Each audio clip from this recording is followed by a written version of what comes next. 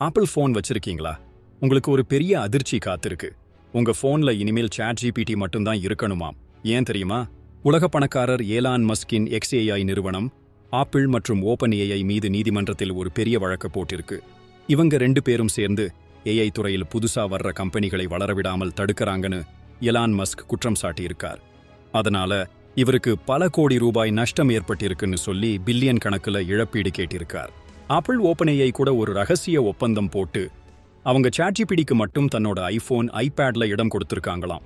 க்ரோக்னு Musk உருவாக்கிய ஏஐக்கு app ஸ்டோர்ல சரியான மதிப்பீட்டை கூட தர்றதில்லைன்னு மஸ்க் புலம்புறாரு.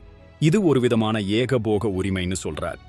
இந்த வழக்கால இனி AI மார்க்கெட் எப்படி இருக்கும்னு ஒரு பெரிய கேள்வி எழுந்துள்ளது. ஒரு பக்கம் OpenAI, இது மஸ்கின் வழக்கமான தொல்லைன்னு சொல்றாங்க. ஆனா ஆப்பிள் இன்னும் வாயே திறக்கல. ஏற்கனவே மஸ்க் OpenAI மேல தனியா ஒரு வழக்கு போட்டிருக்காரு. இந்த கோர்ட் சண்டைகள் நம்ம எதிர்கால தொழில்நுட்பத்தை எப்படி பாதிக்கும்னு நீங்க நினைக்கிறீங்க?